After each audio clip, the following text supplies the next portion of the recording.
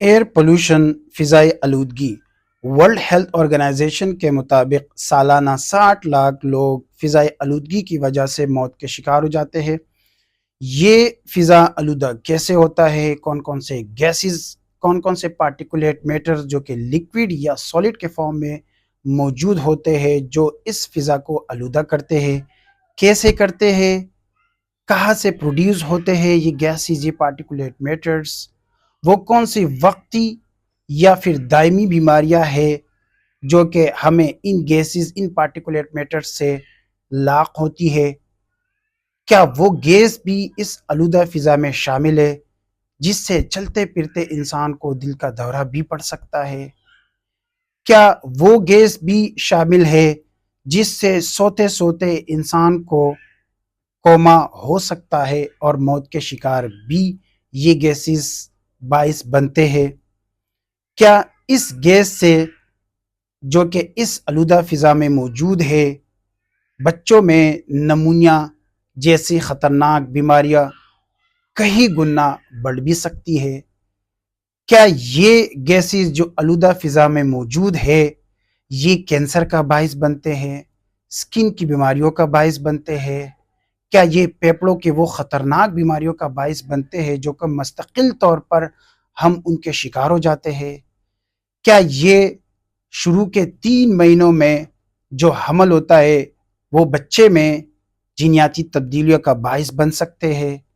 उनमें आज़ाई या फिर मुकम्मल माज़ूरी जैसी बीमारियाँ पैदा इन गैसेस से हो सकती है?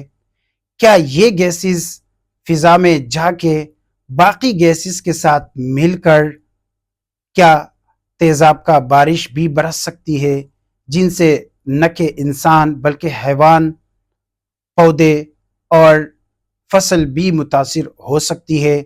आज हम इन गैसेस के बारे में, इन पार्टिकुलेट मैटर्स के बारे में जानेंगे जो कि आपको भी बहुत ज़रूरी है जानना, क्योंकि हमें कहीं न कहीं पे, किसी न किसी मोड़ पे हमें इन गैसेस का सामना हो सकता है। तो आज हम जानने की कोशिश करेंगे इन गैसेस के बारे में और इनसे होने वाली बीमारियों के।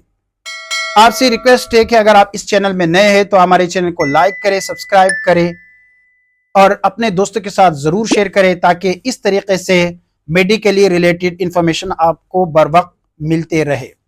मैं हूं डॉक्टर शाहिद और आप देख रहे हैं पब्लिक हेल्थ टीवी। इस वक्त मैं गवर्नमेंट हॉस्पिटल में मेडिकल ऑफिसर हूं और बहुत सारे मीटिंग्स जो पब्लिक हेल्थ के हवाले से होती है या बहुत सारे स्टडीज या इंफॉर्मेशन आप लोगों के लिए मैंने कलेक्ट की है जो आपसे शेयर करने जा रहा हूं। वन बाय वन एक एक गैस के बारे में आपसे मुख्तसरन गुफ्तगू करूंगा कि वो गैस है क्या, कहाँ से प्रोड्यूस होता है, आपको पहचानना कैसे है, कौन कौन से अलामात करा सकता है या फिर उससे क्या ख़तरा हो सकता है या उससे हम कैसे अपने आप को बचा सकते हैं। वन बाय वन एक एक गैस के बारे में पढ़ेंगे। सबसे पहले अगर मैं बात करूं तो वो है कार्बन मोनोऑक्साइड की। ये कार्बन और ऑक्सीजन पर मुश्तमिल एक गैस होता है जिसका कोई कलर नहीं, जिसका कोई स्मेल नहीं, इसीलिए इसको पहचानना बहुत मुश्किल होता है। ये गैस कहां से आता है? ये नेचुरल गैस के कंबस्शन से हम घर में जो चूल्हा जलाते हैं, गैस जलाते हैं, वहां से आते हैं। हीटर जलाते हैं, जनरेटर जलाते लगाते हैं या फिर गीजर जो हम इस्तेमाल करते हैं या कोई भी ऐसा ऐसा कंबस्शन हम करते हैं जिससे हीट निकलती हो, आग निकलती हो, उसमें ये शामिल होता है। इसके अलावा अगर मैं बात करूं तो ये गैस गैसोलीन जैसे डीजल, पेट्रोल, मट्टी का तेल, वुड के जलाने से, लकड़ी के जलाने से और जानवर के काट के जलाने से या फसलों में जो फाजिल चीजें मौजूद होती है उसके जलाने से ये गैस, या कोयला के जलाने से ये गैस, या जितनी भी इंडस्ट्रीज है वो जब कंबस्शन करती है तो ये गैस वाफिर मिकदार में हवा में शामिल हो जाता है और फिजा को आलूदा करता है। ये गैस अगर चूंकि इसका कोई कलर नहीं, कोई स्मेल नहीं, तो इसीलिए इसको पहचानना, जैसे मैंने बताया, मुश्किल है। तो अलामात आप अपने आप में देखे, आसपास के लोगों में देखे कि कौन कौन से अलामात है, तो आप फौरन क्विक डिसीजन ले सके। सबसे पहली अलामत की अगर मैं बात करूं तो हेडिक होगा, आपको मतली से महसूस हो रही होगी, उल्टी आ रही होगी, आपकी दिल की जो धड़कन है वो तेज हो रही होगी, आपकी आंखें बंद हो रही होगी, आपको नींद से आ रही होगी, आपको थकावट हो रही होगी, आपको चक्कर आ रहे होंगे।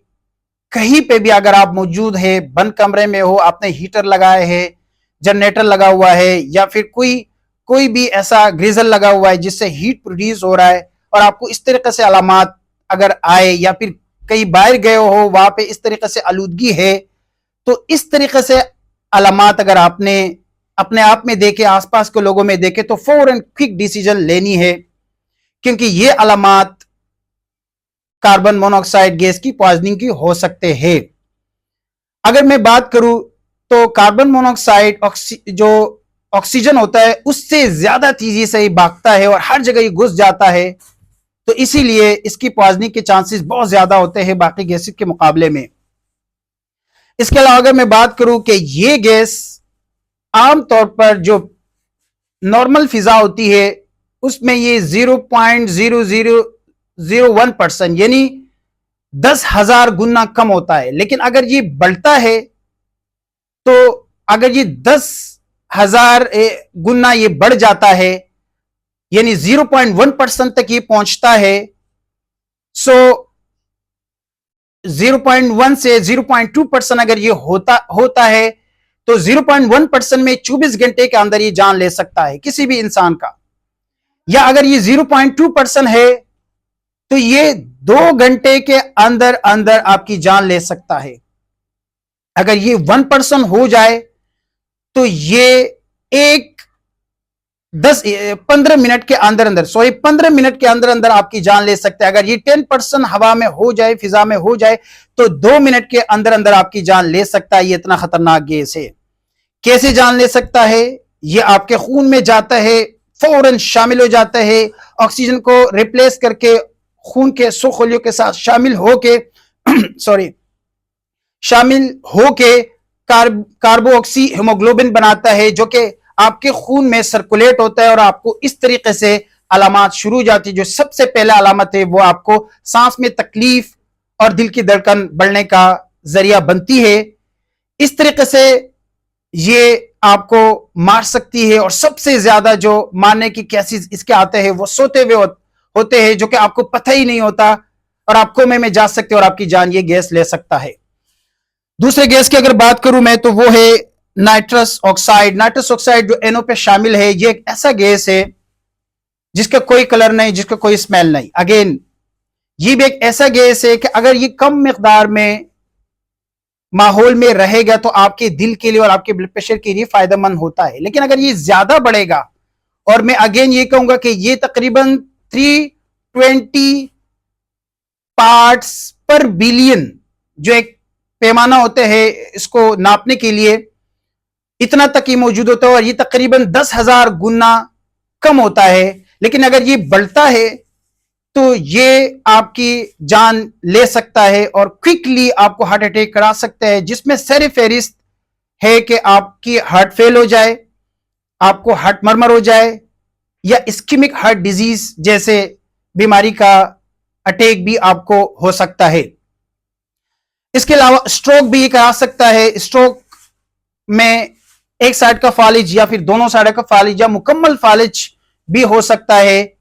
या फिर अगर इस गैस के सामना आप करेंगे तो अगर आप इससे मरेंगे नहीं, या खुदा न खास किसी को इस तरह से नुकसान अगर नहीं होगा, तो मुकम्मल तौर पर उसके आसाबी निजाम को नुकसान पहुंचा सकता है, इसलिए बहुत खतरनाक है आपके लिए। ये कहां से आता है? ये भी गैसोलीन यानी पेट्रोल, डीजल, मट्टी का तेल, लकड़ी को जलाने से, कोयल के जलाने से, या जानवरों के जो खाद होता है उसके जलाने से, या जितनी भी इंडस्ट्रीज है वो जब कंबस्शन करती है, या फिर जो भी ऑटोमोबाइल चल रहे गैसेस वगैरह, नेचुरल गैसेस, सबसे ये फिजा में शामिल होता है और फिजा को आलूदा करता है। तीसरे नंबर पे गैस है नाइट्रोजन डाइऑक्साइड। ये एक ऐसा गैस होता है जिसका colour dark brown yellowish colour होता है, जो आपको नजर आ रहा होता है। बहुत ज्यादा तेज बदबू इसकी होती है, जो आप आसानी से किसी भी आलूदा माहौल में पहचान सकते हैं और वहां से भाग सकते हैं। लेकिन ये कौन कौन से बीमारियों का बायस बन सकता है? ये आपके आंखों को जला सकता है। आपके आंखों में पिछले वाला जो हिस्सा होता है जिसको हम रेटिना कहते हैं उसको डैमेज कर सकते हैं। आपको रात को कम नजर आ सकता है। आपके आंखों में मोती का बायस बन सकता है। आपके फेफड़ों को ये अस्थमा जैसी खतरनाक बीमारी का बायस बन सकता है, या फिर इम्फाइजीमा जैसी बीमारी का बायस बन सकता है, जिसको हम क्रॉनिक ऑब्स्ट्रक्टिव पल्मोनरी डिजीज कहते हैं, जिसमें छोटे छोटे जो गुब्बारे जैसे एलोलाई मौजूद होते हैं उनको जला के मुकम्मल तौर पर मुस्तकिल तौर पर आप इसके बीमार बन सकते हैं, या फिर आपको बार बार इंफेक्शन के चांसेस बन सकते हैं। और सबसे ज्यादा चांसेस बच्चों में इस गैस का होता है कि अगर ये गैस बच्चे इन गैस का सामना करेंगे तो उनमें नमूनिया के चांसेस कई गुना बढ़ जाते हैं। ये गैस आपके गले को भी जला सकती है, आपके नाक के म्यूकोजा को भी जला सकती है, जिससे आपको बहुत शदीद किस्म की इरिटेशन हो सकती है और सूजन भी हो सकती है। इसके अलावा इस गैस के बारे में सबसे ज्यादा यह देखा गया है कि यह गैस अगर हामला खातून इसका सामना करेगी तो बच्चे में जीनियाती तब्दीलियों के साथ बच्चा पैदा हो सकता है, जो कि या तो आज़ाई माजूरी या फिर मुकम्मल माजूरी सबब बन सकता है, या मिसकैरेजेस करवा सकता है, या सबसे ज्यादा जो देखा गया है वो है कि फीमेल में खवातीन में ये बांझपन का बायस भी बन सकता है। कहां से आता है ये गैस?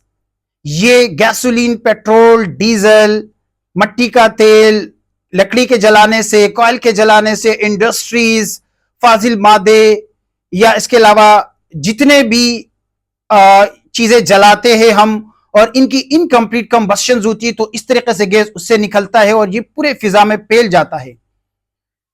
इसके अलावा अगर हम एक और गैस की बात करें वो है सल्फर डाइऑक्साइड। सल्फर डाइऑक्साइड एक ऐसा गैस है जो कि इंडस्ट्री से ज्यादा प्रोड्यूस होता है, जो मेटल प्रोडक्शन की इंडस्ट्रीज है, जो कि स्टील वाली, एल्यूमिनियम वाली या फिर जो भी मेटल बनाने वाली इंडस्ट्रीज है जिसमें सल्फर वाफिर मिकदार में होता है, उनके कंबस्शन से ये हवा में शामिल होता है। या इसके अलावा गैसोलीन यानी पेट्रोल और डीजल के कंबस्शन से भी ये हवा में शामिल हो सकता है, फिजा को आलूदा कर सकता है।